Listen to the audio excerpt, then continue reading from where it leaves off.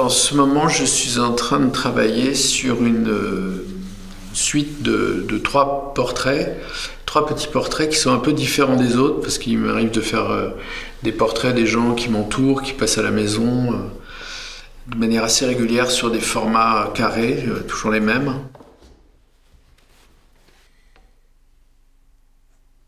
Au départ, c'était très simple. C'est que je m'apercevais que je travaillais dans beaucoup de champs et j'étais pas très souvent chez moi et j'avais pas le temps de voir les gens qui comptaient. Et du coup, je me suis inventé ce travail de les inviter dans l'atelier pour les peindre. Du coup, j'ai passé du temps avec eux.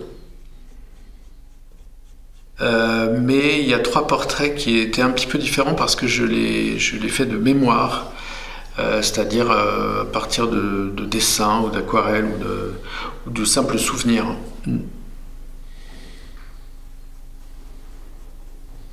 Je suis dans une forme de recherche de l'absent ou de l'absente.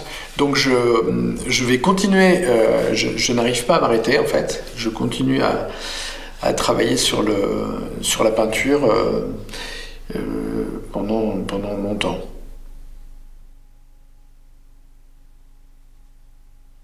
Là, j'essaye d'incorporer des décors à ces trois peintures sans modèle, en l'occurrence, sans présence de modèle.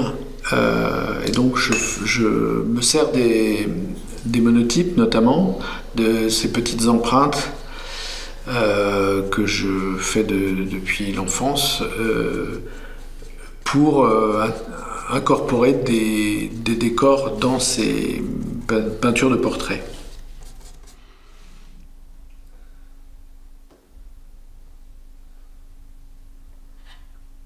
Les monotypes, c'est une petite plaque de 6 cm par 9 sur laquelle je peins avec de l'encre d'imprimerie et que j'imprime. Du coup, une fois qu'ils sont imprimés, il n'y a plus rien sur la plaque ou un petit fantôme sur lequel il m'arrive de rebondir, de retravailler, etc.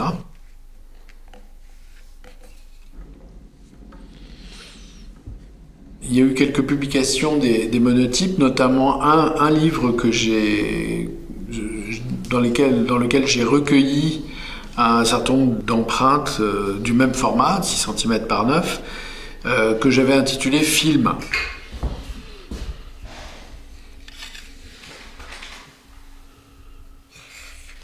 J'ai vraiment conçu ce bouquin comme un film extrêmement lent avec des pages comme ça qu'on tourne, un flipbook ralenti.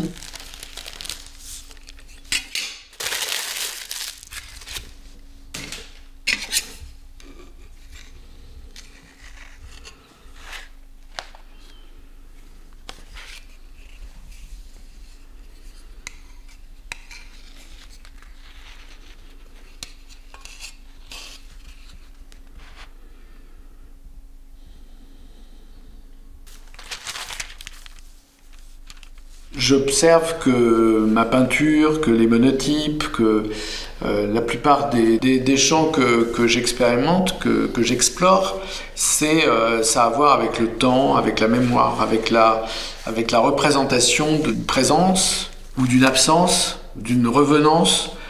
Ça, c'est vrai que c'est au centre.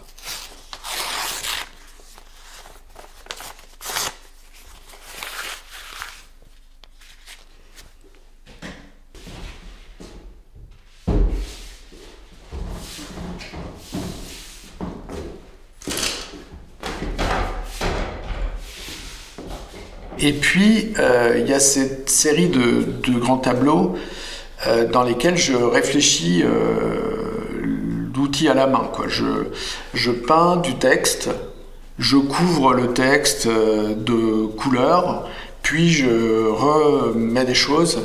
Je me sers de la toile comme outil de réflexion par rapport aux autres projets, comme une feuille de bloc.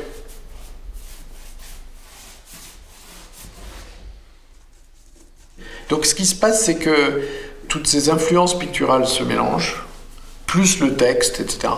Et puis, en général, le texte laisse la place à des zones de peinture, et puis émerge un grand paysage un peu onirique. Donc il y a une espèce de synthèse qui est en train de s'opérer là, dans les voies de peinture. Quand ça suffit pas d'écrire sur un tableau, je me mets à écrire un livre, par exemple. Ou à écrire un scénario, parce que je trouve que l'écriture de scénario, c'est un jeu aussi très intéressant. C'est ce jeu d'une écriture extrêmement visuelle, je trouve ça passionnant. Donc, une fois qu'on a écrit le scénario, parfois on a envie de le tourner.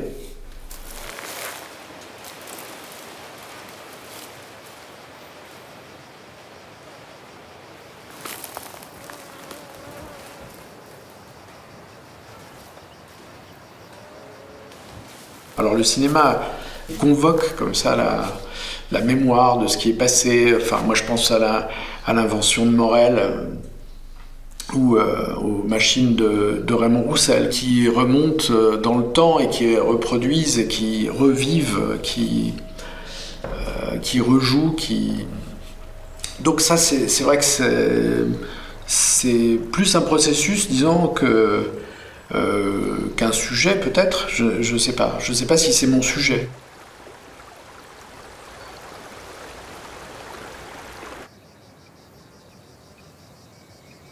J'ai pas d'histoire à raconter. De même que je pense que je cherche pas du tout à m'exprimer. Je cherche à représenter des choses pour que la personne qui va regarder ce que je fais s'imagine des choses, soit émue ou pas.